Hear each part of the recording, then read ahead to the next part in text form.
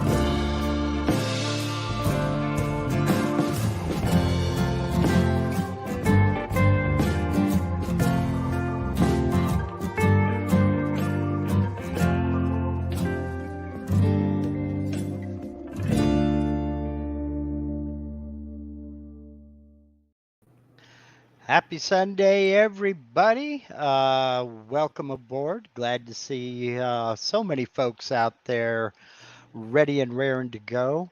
I've been looking forward to this show for quite some time. He's sitting here quietly waiting on me to hurry up and get this intro done. So let me just jump right into it and welcome Russ Tyndall from Blueline Wood Flags to the channel. Thank you for joining me. Hey, thanks for having me, Mark. It's a pleasure to be here.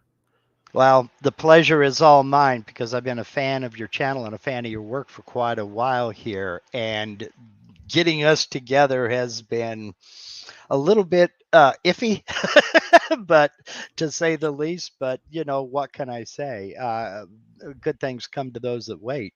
Um, for those of you who don't know, uh, now, do you prefer Russ or Russell? Russ. Russ. Okay. Yeah. For those of you who don't know Russ or don't know anything about his work, Russ runs a tidy little Keebler tree called Blueline Wood Flags. And the popularity of these commemorative and memorial flags is so much. And Russell, it's a real popular topic, and Russ does such an excellent job at it. I kind of found you through the back door, though. When I was getting the Avid CNC, I started looking up Avid CNC assembly videos Mm-hmm. and ran into yours. And the way you explained your assemblies and the way you explained your accessorizing and the things that you were doing with your Avid, I just went, wow, I got to subscribe to this guy. So I did. And then I saw what you did, and it was like, holy cow. Uh-huh. So there's a link in the description. If you're not subscribed to Russ over at Blueline Wood Flags, first of all, shame on you. Second of all, do so. Um, I'm going to kind of put you on the spot just a little bit here, Russ, and throw up a couple of pictures of some of the things that you do. Sure. And let me get this in here. And can you see this? Am I showing the right screen? Yes, I can see it. The Arizona flag. Department of Public Safety. Mm-hmm. These things are absolutely incredible. I mean, it's glory. It's gorgeous. This flag that you're showing right now, Mark, I actually did a 4-part series on YouTube very recently. And if any of your viewers want to jump over to my channel, they can view that 4-part series on how I put this flag together. The first part, before I go any further, I may sound a little congested to y'all, and I'm actually getting over COVID. I got COVID 2 weeks ago, and it just put me down so hard. It kicked my butt. This second week, I'm doing a lot better than I was the first, but that's explain what's going on here if you can detect anything.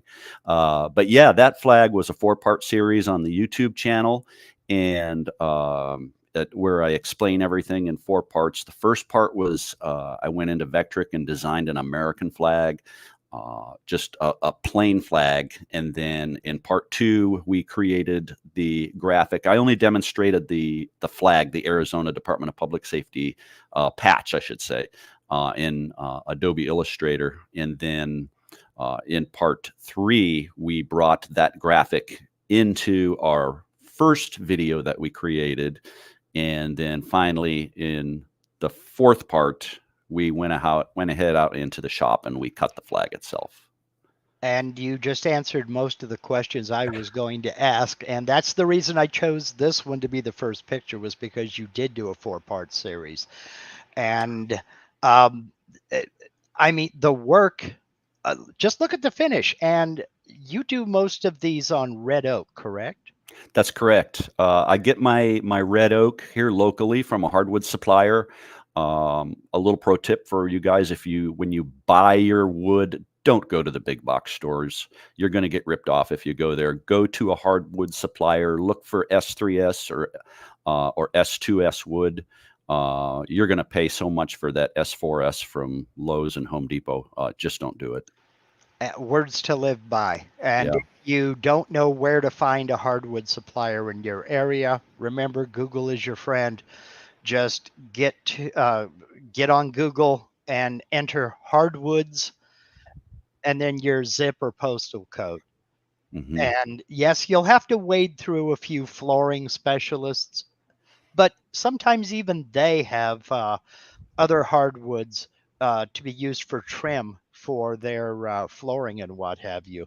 But Hmm. look for a good hardwood supplier. If you're fortunate enough to have a local mill that also does kiln drying, um, then you can maybe even pick it up for cheaper. But a good hardwood supplier is always excellent to have.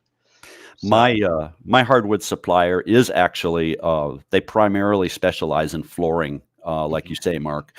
Um, and then their subspecialty is other woods, yeah. such as like the oak that I source from them. And I could get just Okay. about anything. They carry it all because, of course, there's like alder and oh Sure. gosh, you name it, cherry and different kinds of flooring people can get.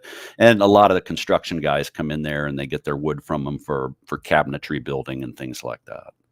Well, not only that, but there are some hardwoods that are specifically, I won't say geared toward hardwood flooring, but the hardwood flooring world uses some hardwoods that you wouldn't normally find. Mhm. uh, Unless you have a real good hardwood supplier like eBay or something like that, is can be difficult to find, but they use Mhm. a lot of it for hardwood flooring. So Mhm. let's jump to some of these others here. Um, and the some of the personal information has been redacted, obviously. Sure, Um, sure. but That go ahead. that's one of the military flags that I did for Navy SEALs. They wanted a flag done for one of their guys, so that was one of my favorite flags to do. You know, how often do you get to do something for the Navy SEALs? But yeah, Seriously. yeah, that was fun. So I had to showcase that one on the site.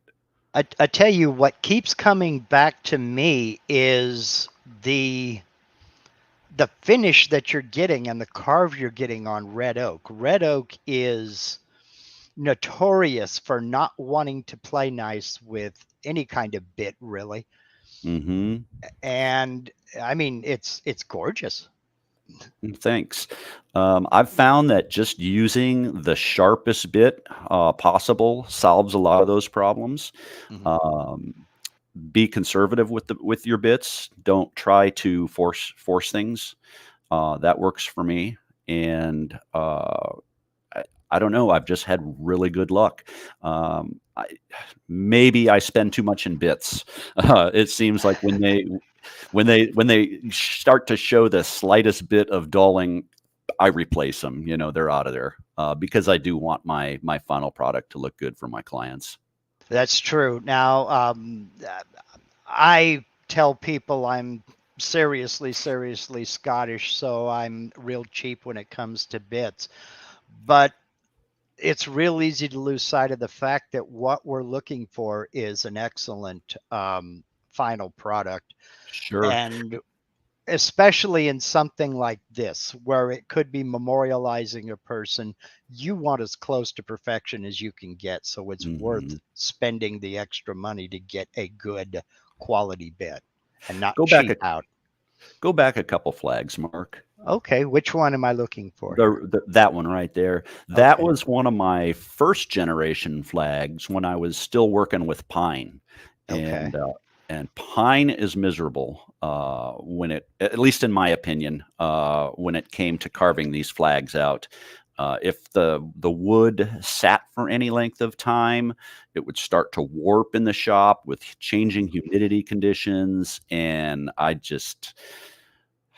was trying to wrap my head around this as to how I was going to solve this problem because at the time I was offering them in oak and pine, and I got to get rid of the pine completely and just go towards the oak.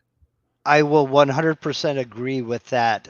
It seems counterintuitive. You would think that a softwood would be easier to use than a hardwood, and I find it's just the opposite. Yeah, very That true. hardwoods are much easier to carve than softwoods are. Very true. But you got to find that happy medium about which hardwood Yes, is going to take stain. And yes. I've found that oak takes stain much better than some of the other hardwoods out there. Yes, some of them can be very touch and go.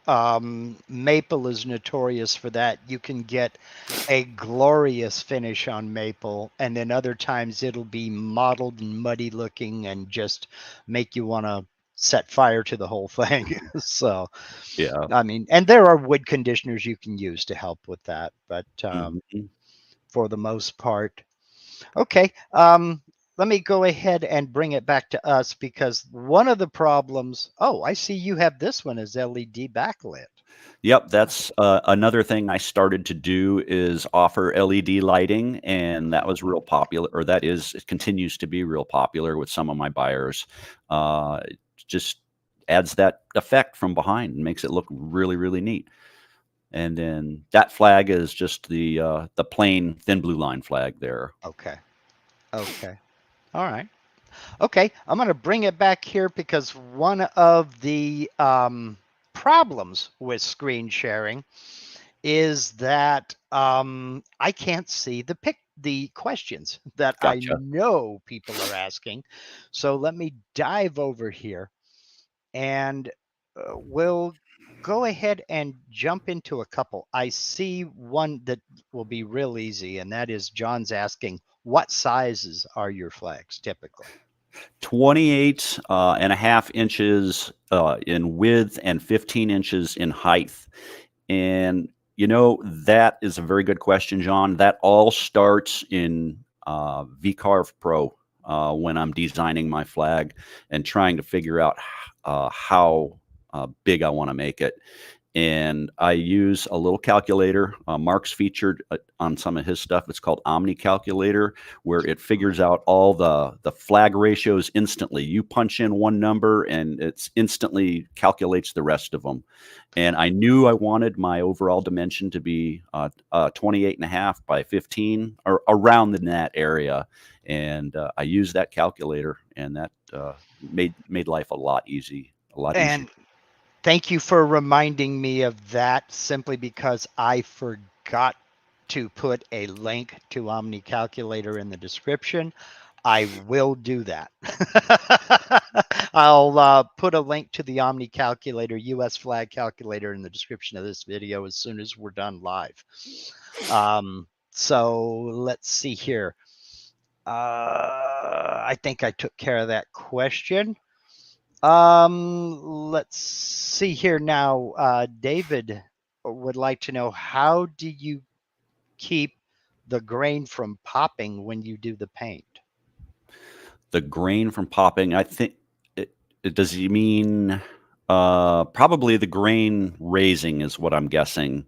I don't Yeah. know if I understand you correctly, David. If you're referring to the grain raising, everything's it's sanded down. I do the black color before I carve it on the machine, and I'll put the finish on, the black finish, and then that of course will raise the grain, and then I'll take 220 and I'll sand that down, and then I'll put a second coat of black on. When that's dried, I'll put it on the machine so I don't have to worry about the black anymore. That's done. And then the only other color is the blue stripe or the green stripe or whatever stripe I'm dealing with. And that'll go in the same manner. It'll get masked off. A coat of color will get put down. That'll raise the grain on that stripe. That'll get sanded down, and then a second coat of that color stripe will get put on there. Okay. Do you mask before you carve, or do you just wing it after you've When carved? I'm just carving the flag itself, Uh-huh. I don't mask it all then. It's because there's the color's already on the flag. So Okay. whatever I'm cutting out is going to reveal bare wood. Okay. Uh, and then the only last part that I have to mask after the flag's been carved out on the CNC is that colored stripe. Is So that colored line? yeah, Okay. then that'll get Okay. that'll get masked. All right. Terrific. And I don't use paint. I use stain. Okay, and that's where we were going next. Let me get back over to the other side here. Russell Faraday wants to know, I really like the finish. It has solid color, but the grain is still clear. Is that a stain? The only stain is the black and the color of the stripe, and those are I'm using Minwax water-based stains for those. Oh, they are water-based. They Okay. are water-based, yes. Okay. So And is there that's any sanding needed after that's done or after you've done a clear coat or two? just between the stain or just between the two stain coats is the only Okay. time that I do any sanding. Yeah. Okay. Because the Okay. lacquer, the final finish is a lacquer finish, and if you've worked with lacquer, it's very user friendly. You don't really have to. I mean, you can if you want an ultra smooth finish, you can sand between coats, Right. but I don't find for my flags it's necessary. Okay. Okay. And then Bill Stauffer wants to know, do you spray the finish or is that a wipe on? That is a spray finish. Okay. Okay. Are you very picky on what brands that you use or Yes. I've found that Deft brand, okay. DEFT lacquer Mhm. works the best for me. And that I sourced from my local Home Depot. Okay. Yeah, Deft, I've used Deft in the past and I like it a lot. It's a good nitrocellulose lacquer. And in Mhm. fact, I know several, I'm probably telling a secret here that I shouldn't tell. I know several luthiers, professional luthiers that use it. So it's got a Really? good reputation and it is a good product. I like it. I like it a lot. Mhm. It Little diversion here or digression. Ron Owensby, thank you for becoming a channel member. Talk a little bit more later on, but live stream members only live stream tomorrow night, 5:30 Pacific, 8:30 Eastern. Thank you. Peter Van Vliet wants to know, are you spraying with a gun or from rattle cans? s when I have small numbers of flags, which is usually the case, rattle cans. Rattle Mhm. cans are the only way to go. It seems to be the most cost effective. I mean, if I have, there's only been once or twice that I've had a lot of flags that I've actually brought out, or that I've had numerous flags that I've had to bring out the spray gun and the airlines. And I found Mm, even then it just made so much work out of things that it didn't have to be that difficult if I had just stuck with it. I should have just gone and used 10 rattle cans instead of brought all yeah. that out, you know? So, I I have a love-hate relationship with spray equipment. I don't yeah. use it often because of the same, uh, this is all anecdotal, but I will say, for instance, just with an airless, and I'm not talking about an HVLP gun, just with an airless paint sprayer, I painted my ceiling in 11 minutes in this shed. Mhm.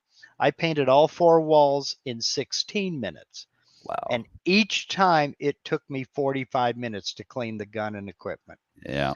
It That's just isn't worth it to me. oh, yeah. So, if you're doing now, if you have 8 or 10 flags you've got to get done now, I can see where, mixing it up and getting it all out and running it that way is a better way to go. But Well, my situation is I'll get a flag, somebody will want a flag, and then 3 days later, somebody else will want a flag. So I have this constant production line happening where they're in different stages of production, but they're not all ready to be sprayed at the same time.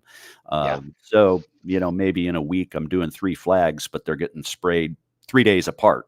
So, you know right. what I'm saying? So, I do, yes, and I get that, and that's one of the beautiful things of using the CNC is you can be finishing up a flag over here while another one is cutting. So mhm, it's not like you have to wait until you have three to get going.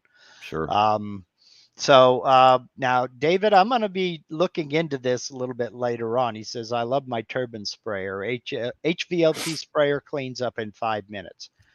That I would be interested in, but taking a half hour, 45 minutes to clean out a spray gun. Wow. My sprayer is an HVLP sprayer, and they do Mhm, they do clean up fairly fast. All you have to mhm, really do is put a little lacquer in that canister and, mhm. swish it around a little bit and spray it until you can get all your till it runs clear and you get it out of there. Or lacquer thinner, you're Lacquer talking thinner, about? yeah. Yeah. Lacquer thinner, Okay. yeah. Well, now that's the difference, I guess, because I'm also on that airless. I was flushing lines, Hmm. and everything has to be flushed until all the paint is completely out of it. So where you're Gotcha. using a cup gun, I was also flushing 20 feet of line. So Hmm. there is a difference.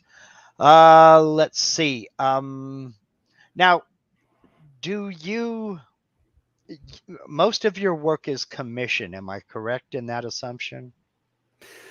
Most of my all of my work is, well, you can, like, a client can go to my website and they basically order what they want, Hmm. and specify the options that they want Okay. on the website, and then I go from there. I run with it. Okay, so they're basically one of a kinds. Yes, definitely. I mean, unless of course you have six people from Cal Fire who want the same thing, then great. It's already half is that done. Half of that is Hmm. already done. Um, and about how long would you say it takes you to get the artwork done, depending upon obviously the model? About how many hours on average would you say you have to put into artwork? Is where I'm going. Well, sometimes I get lucky and I get a client that orders something that I already have the artwork on file, that I've already done a flag. I've had some folks from some law enforcement agencies who've ordered stuff because maybe a coworker that they worked with ordered from me, so they want one. And those are really easy. I can spit those out really fast because I've already done those flags. I already have the artwork. Then there's some where I have to start from scratch because I haven't done that artwork. And to do that artwork, and I do it all in Adobe Illustrator. It's all custom artwork. I don't do, I guess, what's the right word I'm looking for? I make it. I make it because it's very specific to my projects. Okay. And anywhere from, I want to say, a couple hours to upwards of maybe 5 or 6 hours, somewhere in that time frame. Okay. It takes me to actually do the design. Okay. Okay. And you're obviously you said you use Adobe Illustrator for that, I correct? do. Okay. Okay. That's the Okay. vector-based design software that I use. Yeah. Have you tried other softwares for doing your vectors, or is that you've I've already well used educated in that and just go with it? I've I've tried Inkscape, which is a freeware version of vector-based Mhm. design software, and it's just not robust enough, Okay. like the Adobe line of software is to Mhm. do all the tasks that I need it to do. So I Okay. pay a subscription fee. It's a monthly fee for the whole line of Adobe products because I don't use just Illustrator. I also use, not with the flags. I use Photoshop for other projects, and I use Mhm. Premiere Pro, which is video editing. I use that for Mhm. my YouTube video content. So there's a whole host of Adobe products and stuff that I use that's included in that subscription. Illustrator is just one part of it. Okay. And watching the Illustrator portion where you were working on that Arizona badge, that to me, it seemed like just that little tip that you shared of the fill and stroke and the settings on that seemed to me to be such a time saver when it comes to tracing a bitmap. I thought to myself, where has this been all my life?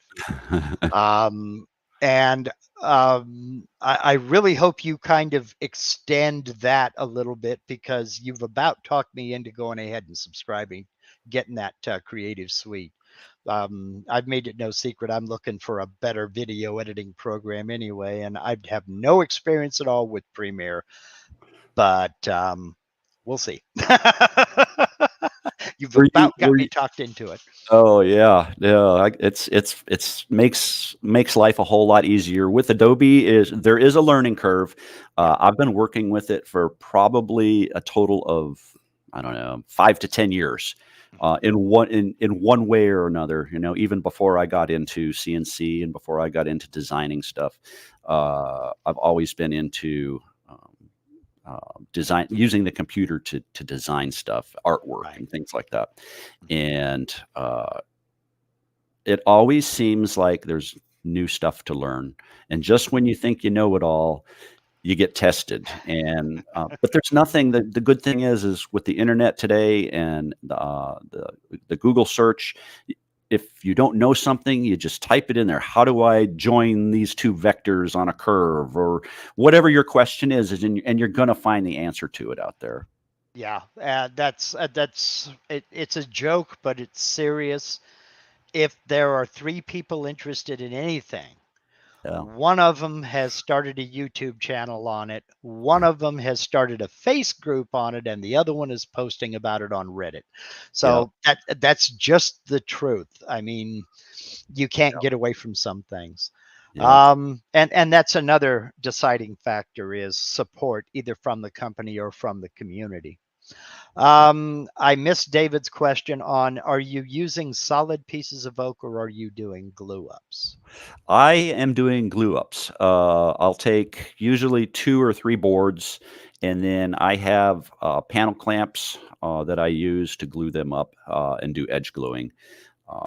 I've just found, believe it or not, I've found that the glue ups work better than solid wood. And I would have to find a piece of oak 15 inches in width, and that's hard to do. You just don't find oak boards that wide. So yeah. Well, not only that, but it's been my experience, and this goes back to cabinet shops, furniture shops, and I mean, for so long that I can't even tell you when, is that any kind of a piece of material that wide is going to be unstable. And that's just all, there's nothing you can do about it. Yeah. It's going to want a cup. And that's Mhm. especially true if you remove large amounts of material. And the way to reduce that is to glue up thinner pieces. Now, that may mean if you find a piece that's 10 inches wide, you go ahead and rip it down into 3-inch wide strips. Yep. But that way, you are, every time that bit touches the wood, you're, number one, you're creating end grain. And number two, Mhm. you're releasing stresses that are in that piece of material. And it can go in any direction. Yep. I should mention here that Russ just a couple of days ago posted on his YouTube channel an excellent video on surfacing these glue ups. And I mean, if I was going to make a video, that's what I would make. So don't ask me to make a surfacing video. Go watch Russ's, because that's exactly what I would make. Yeah, the whole surfacing part of the flag creation is kind of an art in itself, if you think about it. And you, with former cabinet shop experience, Mark, like you say, I go so far as to take the cup of those boards, and flip them so the curvature of the woods, the adjoining pieces of wood, are not the same. Because if you have them all the same, that's also going to create cupping of your final board. Yes, So yeah, you got to. absolutely. And you got to comment on the clamps that you used here. Your Clampzillas, they are premium. Yes, they are. Very, Very much very, so. very premium price too. Let me tell you. Yeah, that's what I was talking about when I said premium. I don't know if that's what Brooks meant or not, but you're absolutely right. But then again, if you are talking about a business, if you plan on selling these, 2 words, it's deductible. It's And deduct. Yeah, and if you're getting an excellent product out of it, it's worth it.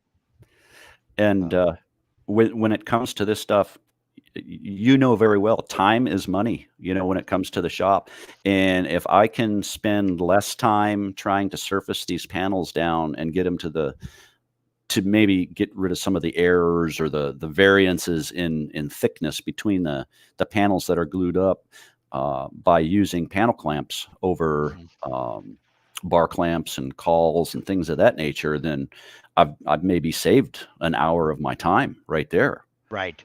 Well, not only that, but you have the pain in the rear end factor, let's just say, because it's there, it's one piece. You slip the panel in and you start cranking it down, and that's it. It's done. You're not fuddling around with putting tape on the cauls so it doesn't stick to the wood. And Yeah. God help you if you forget to do that. Yep. Uh, Been there, so done that. I mean, the time saving and the frustration saving is, worth it. Now, if you're a home hobbyist like me, it might be a little bit pricey for something that you're going to do 2 or 3 times.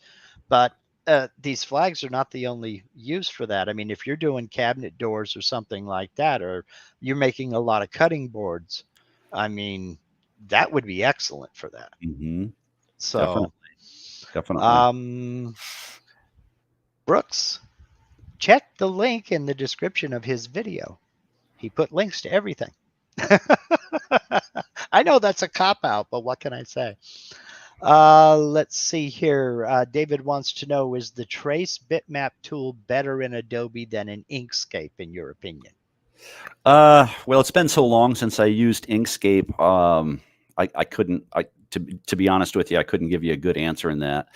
Okay. But the trace bitmap function in Adobe Illustrator, I'll only use that every once in a while. It works well, but it works well when you have in my experience, when you have very limited colors, like maybe you're working with two colors, like a black and a white.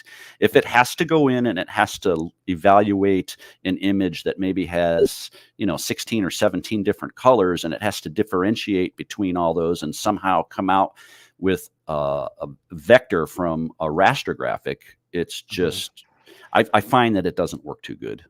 Yeah.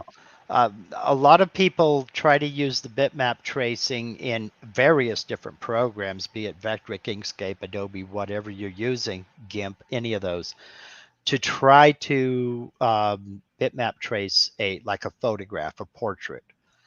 And it's really got to be a special photo, a special type of photo to get the good detail out of something like that, unless you're doing, converting to grayscale and using it for laser or something like that. Sure. If you want to V-carve someone's face, it's probably not going to work out very well unless you do a lot of cleanup and a lot of work on it. Yeah. So at that point, I would say the program you're using doesn't really matter because they're all going to be about the same. Yeah. So, let's see here. Bill Stoffer wants to know, do you start with true 4/4 material? True 4/4 material. Mhm. 4/4 material. No, well, I guess it is 4/4 oak.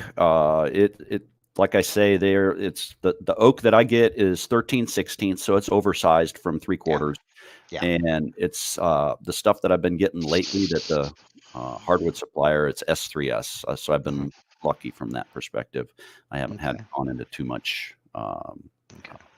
shaving it down and getting it to size. So Yeah, that is 4/4.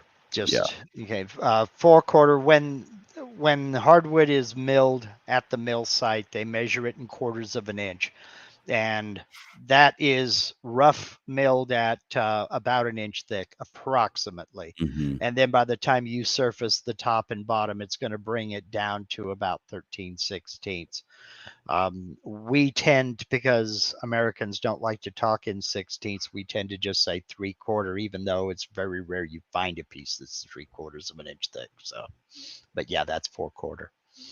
Um, one of the questions that I hesitate to ask, but I knew would come up, and I kind of waited until late in the day.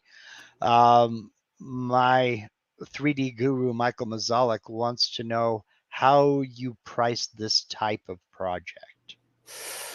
Oh, good question. You just have to, like, if you're wanting to build something like this and sell it as well, or sell something else, you have to evaluate, I think, what it's worth to you. How much time do you have in it? How much materials do you have in it? And you have to add that together and determine how much profit you want to see out of it. And you'll instantly know when you add all that stuff up, if you've priced yourself out of the market. I think if you've got something and you find that, wow, I add all this up, this is $500. Nobody's going to pay $500 for this. Then right there. Um, It yeah, it's just Yeah, dependent. Whenever anybody asks me about pricing, my first inclination, and this goes back to, I'm a recovering real estate agent. So in a former life, I was that guy. Um, you have to look at the market around you. What is everybody else in your area selling these for? Yeah. And because if if everybody else is selling these for, let's say, choose your number of $500, then you price accordingly. You're going to be right in there. Mm. If everybody else is selling them for $80, you need to figure, number one, is this worth getting into? Um, as a means of generating income, or is this something you just want to do for a special case? Mm-hmm. If this is a friend, a loved one, or just for yourself, let's face it, then it doesn't matter.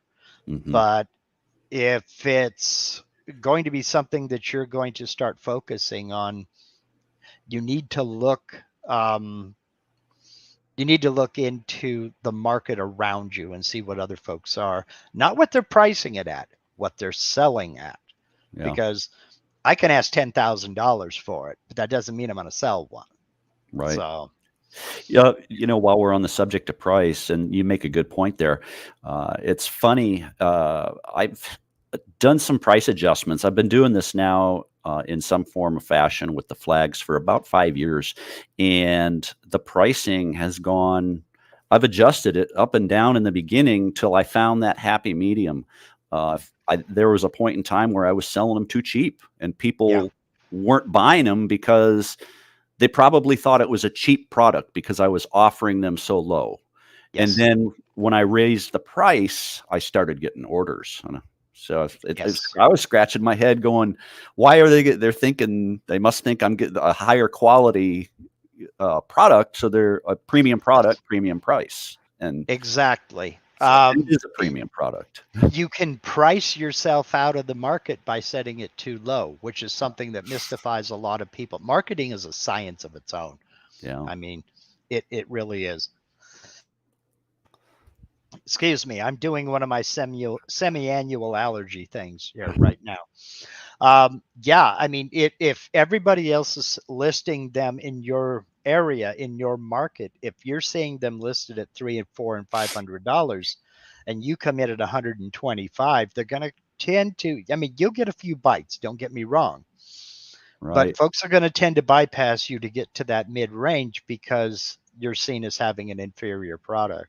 I've Exactly. seen a lot of people establish a bad precedent thinking, if I'm new at this, if I sell at a lower price, I'll get my name out there.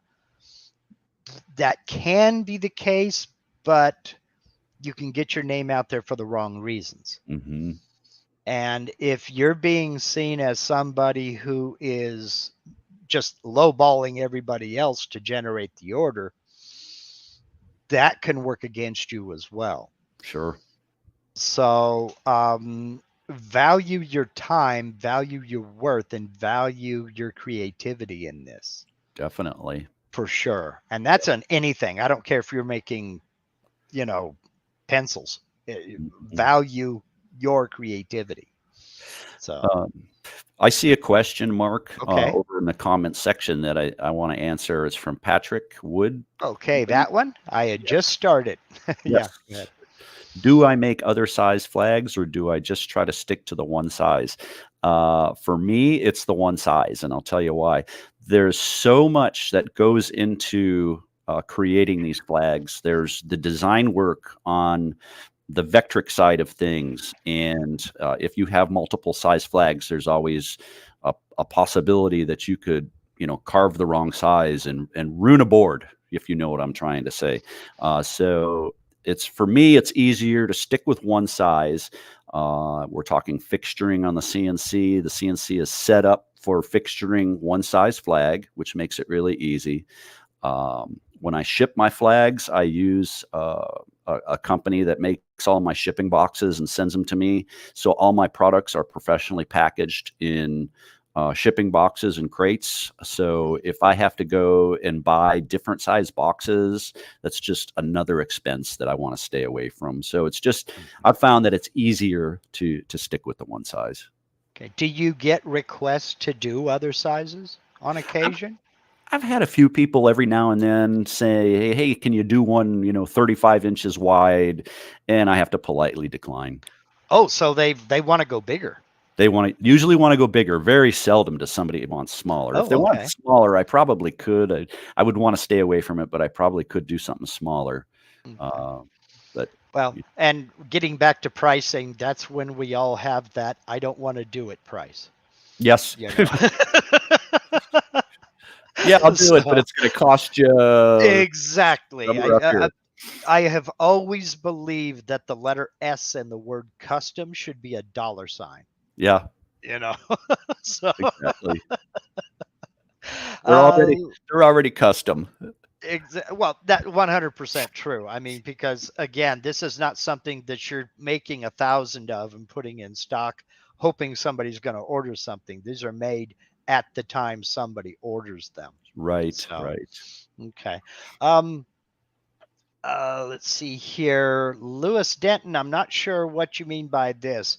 Do you customize colors in rattle cans? I know the automotive side of the house, you can go to an automotive paint supplier and they will custom mix colors in rattle cans, but you're talking automotive finishes.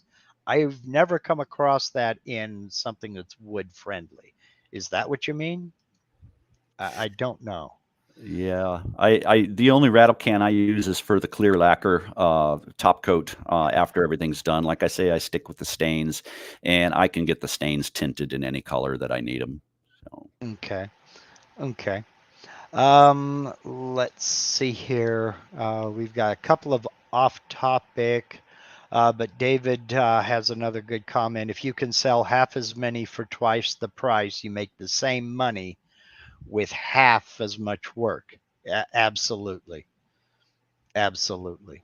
So, um, now let me ask a question before we get into the off topics. And I should have done this from the very beginning here.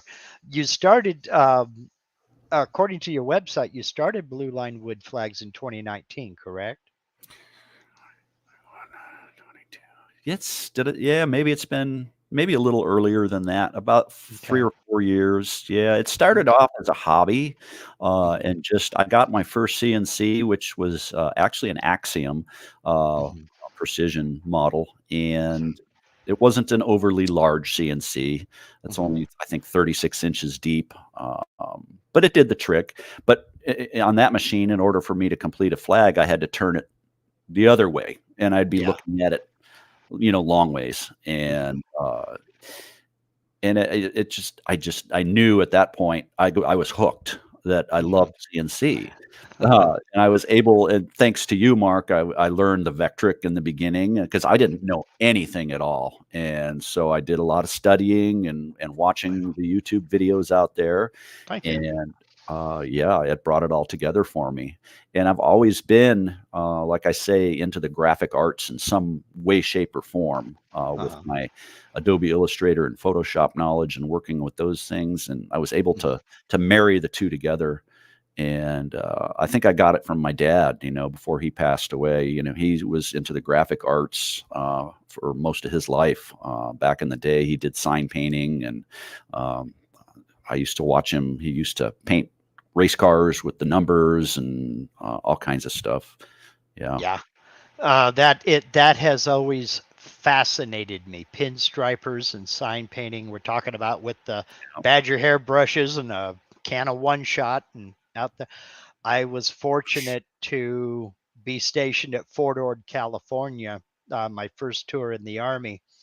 And about 20 miles away was a gentleman by the name of Rod Powell, who is well known in the custom car circles. Hmm. And that's even though he built custom cars, he loved pinstriping. And some of his artwork, you'll find it all over online. The man was absolutely a master, and that was fascinating to me to just watch that. So, Mhm. um, when did you get into woodworking? I mean, was that kind of about the same time as CNC, or have you been doing it for a while? I've always been into woodworking and traditional woodworking, probably ever since I was, 20s, 30s, Mhm. somewhere in there. I started getting into that. But I wasn't, it's not something I did regularly, just as a hobby. Oh, I want to make this project. I want to do this. And so I've always enjoyed woodworking. And then slowly over the years, accumulated a good set of tools. You start Mhm. off with the cheap stuff, and then Oh that yeah. gets replaced with the better tools as you go on. And Yeah. yeah, Yeah, so I have no idea what you're talking about. We all start with $100,000 worth of tools. Yeah, right. yeah. It's always the case. I with me it was well, hand-me-downs from my grandfather, a lot of it. And then when that finally broke, um, getting something a little bit higher quality, or even something real, starting real cheap and working your way up. Hmm. So, let's see here. Brooks Martin wants to know, have you considered doing your patches and badges on a 3D waving flag? I've considered it. I don't know what the market would be for something like that. I know that's I only use VCarve Pro. That's an Aspire thing, and I know the Aspire licenses are very, very expensive. So it's perhaps something to look into. I don't know at this point. I know right now I'm very busy with the 2.5D flags that I'm doing. It's some weeks it's feast, and sometimes it's famine, and I can never predict what it's going to be like. But I'm always busy, and to throw 3D into the mix, I think that at this point would take a little too much of my time in the design studio, and it would take me away from what I'm doing. Uh, I'm not trying to change your mind on this, but do know that you can import a 3D waving flag, for example, into VCarve and then play around with projecting your VCarve pattern onto it. But just throwing it out there. And if you're a home hobbyist, I agree, Aspire is extremely expensive for that. But if you're going to be doing, again, as a business, it's deductible. So, and let's think about it this way. I mean, and I say this because this is what I did. Tax season is coming around. I used my tax refund to buy VCarve Pro years back. uh-huh. And, so what the heck? Let's see here. We had a question from Sylvia Klosterman wants to know the brand of stain that you use. It is Minwax. Okay. Minwax stains. You could Okay. probably use just about any brand water-based stain, but I use the Minwax. Okay. Okay. And on a related topic, David Pingle wants to know, does water-based stain have any issues such as overlaps? What have you?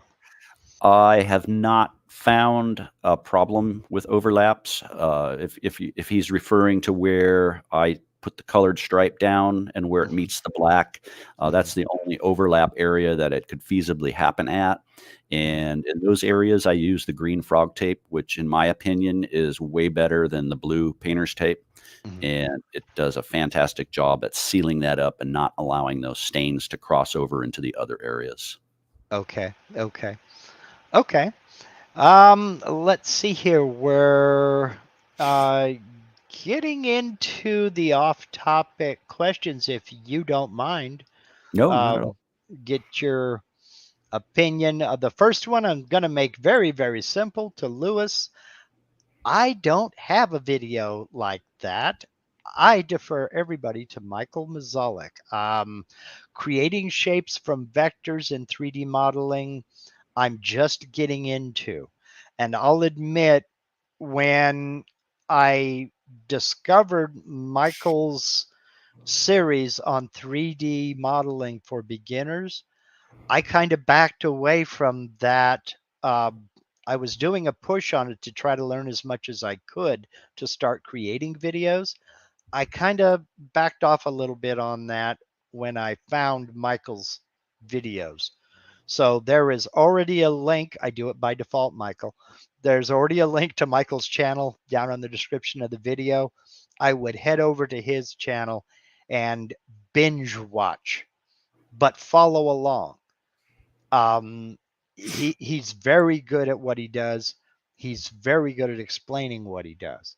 So as far as I'm concerned, I think about the only creating a shape from vectors video I have is I made a 3D barn star. If you're interested in that, I will put a link to it in the description after we're done live. And if some of you have been paying attention on social media, you'll know that version 11.5 is forthcoming. When Vectric starts doing preview videos, the upgrade is usually within 2 weeks of being released. One of the improvements they have made in 11.5 totally negates that Barnstar video, because now they have added a way of doing what I did in a roundabout way. So, but I'll still link it. So, let's see here. I see we have some comments after that.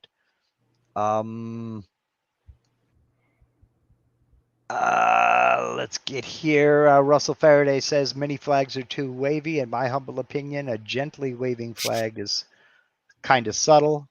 A customer said classy UK flag. Well, okay. Yeah. I agree. Are the UK flags as big as they couldn't be as big as the US flag simply because our population is so huge? But are they fairly popular, Russell? I've, Just I've wondering. I've never had a request from outside the United States to do Okay. a flag. I know there are variations of the blue line flag for the UK. There was size? Did he say something about size? No, just gently Oh, wavy. yeah. I think gently waving is much more classy than a lot of the ones I've seen out there that are Yeah, a lot of wind whipped. yeah. Yeah, absolutely. Let's see here. Jim Brown wants to know, what do you use to tint your stain? My stains are already pre-tinted, and ironically enough, I'll go to Sherwin-Williams usually and have them tinted there. They have the whole Minwax lineup, and they have their spec sheet, and I'll just say I Mhm. want navy blue or I want bright yellow or whatever the color happens to be, and they'll mix it up and send me on my merry way. Nice. Lowe's does the same thing. Yeah. One of the I've mentioned it before in a couple of videos. If you're looking for paint, not stain, if you're looking for paint, um, look into a sample pot of interior latex house paint. That's what I do a lot of my V-card painting with. You can have any color you can think of that they got up in there in those sample chips. You can get a 1 pint sample pot, and it's about Mhm. $4, and they'll mix any color you want. So let's see here. Jeff over at Woody One wants to know, are all ER11 collets the same, or do you get what you pay for? Well, just life in general, you get what you pay for. I've not had to buy ER11 collets. Um, if you are looking for something to go with a particular router or spindle, my first place I would go for someplace like that would be Precise Bits. And I'll put a link um, in the description as soon as we're done. Very good They company. make they are an excellent company. They make excellent quality collets and bits.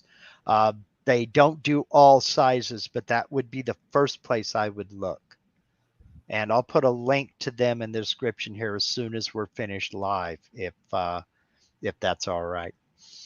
Um, Okay, Russell said he made 2 UK flags, sold 1, not a huge market. Okay, all right. Well, you know, just wondered. Yeah. I know we have a reputation as literally being flag wavers, and we are. But then again, we don't have a monarchy, so we have to channel that energy somewhere else. Yeah. So, let's see, one more off-topic question here. I recently designed a piece where the top surface of the workpiece is a texture. It seems like the zero plane does not work to remove the jagged edge around the profile at the top. Um, the jagged edge around the profile at the top with a textured surface probably isn't.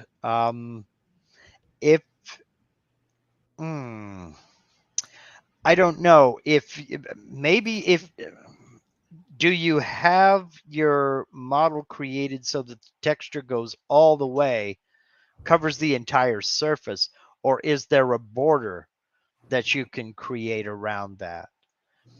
If there's a border you can create and then, just cut it to size after, extend that texture out beyond the desired final size is what I'm getting at. And then cut that out. It's a cheat, I know, but Murphy's Law of Combat number 6, if it's stupid but it works, it wasn't stupid. That's about the best I can come up with. Maybe Michael has better input. Well, I know he has better input. Who am I kidding? Because he's my 3D guru. So I don't know if that helped or not. So excuse me again. Jack Matson says there are several videos in Vectric now to see for the teasers in 11.5. Yeah, look in the forum. Okay, the Vectric forum. Okay.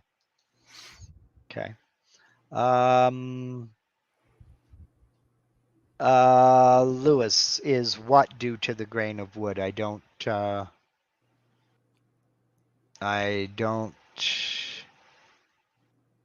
know what we're okay. Okay, Michael is asking, is the Z0 plane at the top and the texture below?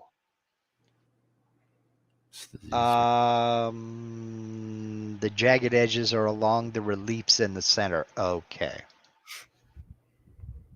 Let's see here. Okay. While those two, okay, Lewis Denton's question was about the jagged edges. While those three are discussing that, let me say, first of all, thank you, Russ, for joining me. I mean, was there anything that you wanted to add? Any No, I'm here for your viewers, for my viewers. My primary mission is to answer their questions.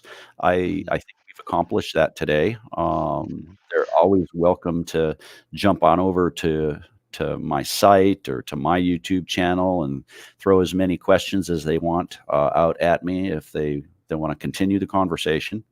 And like I you and I are pretty close. I mean, yeah, geographically, and we talk a lot. So, one way or another, it's going to get back to me. yeah, it just kind of one of those freaky things that happens. It turns out we're about, what would you say, about 2.5 hours apart, Yeah, you're roughly. Southern Oregon, and I'm Northern California. So Yeah. So, which we're only hoping the highway between us doesn't catch fire because, you can go south. I would have to go north, and none of us want that. right. So, anyway, I would just encourage you, whether you're interested in doing flags of your own or not, whether you have an Avid or an Axiom CNC or not, I would encourage you to head over to Russ's channel and subscribe. He's got a lot of content over there that on more than just these topics. And there's a wealth of information over there.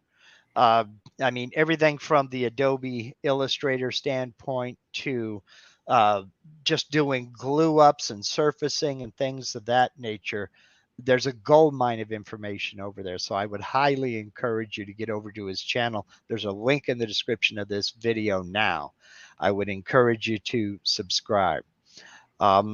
Also check his website, which is Blueline Wood Flags, all one word, .com. And do a little bit of moseying around and checking it out. I mean, there's a lot of excellent stuff over there and a lot of inspiration. I'm also starting to offer a lot of vector artwork on my website too. Oh, perfect. Police patches and police badges. So maybe somebody wants to do a project, they can, go on my site and purchase. I think they're $5.50 a piece right now. They can purchase a badge or a patch, Oh, and beautiful.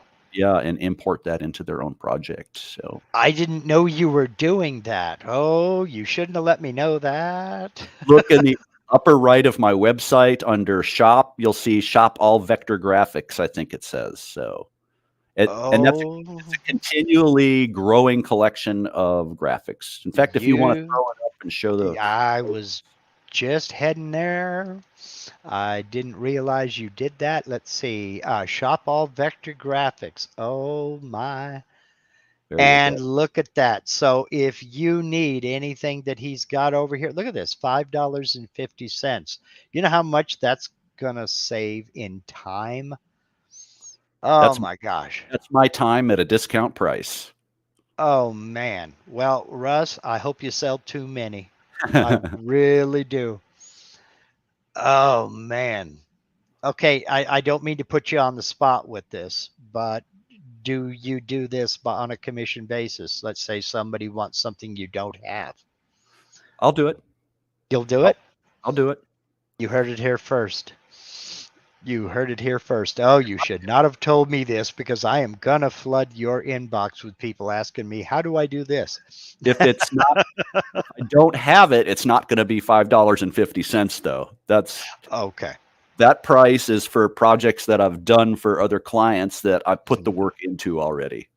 Yeah. Yeah. And hopefully this answers your question. He does his own design and shop work. But do you have help? No, No? You don't get me, anybody? myself, and I. You don't volunteer somebody to come help you sand or anything like that? Oh, no, no, no. Oh, I we got can't to even work on recruit that. the wife to come out here and help. Oh, we got to work on that. So, Yeah. okay. All right. So I do need to give a couple of special shout outs before we take off. Number one being to Steve Nealon at Harneal Media. He's the sponsor of MarkLindsayCNC.com. That's my website. There is a link in the description box on every video I've ever made to harnealmedia.com. If you're looking to start or improve your web presence, Steve is your man. He can help set you up with a print on demand company if you want to design and sell merch. He can help you create a website, do as much or as little as possible. And he has always treated me like I was his only client. 100% personal service, not some nameless, faceless person in a call center. When you talk with Harneal Media, you're talking to Steve.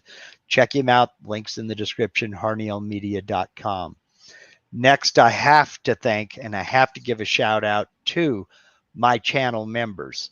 And remember, channel members, members only live stream tomorrow evening. I've not yet decided on the topic. I may not have to. You guys are excellent at coming up with the topic. Ron, if you go to my channel page, main page, and click on the community tab, you will find the link for that members only live stream. Again, it's 5:30 Pacific, 8:30 Eastern. I will see you all then. And Russ, thank you. Thank you very much for doing this. I've been looking forward to this, and I hope to have you back. Absolutely. It'd be an honor.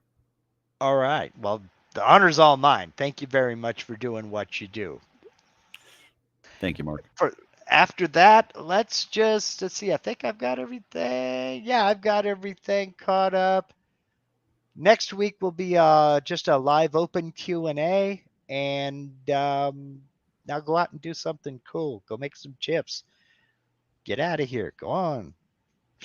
See you next week. Have a good one, y'all. Take care. Take care.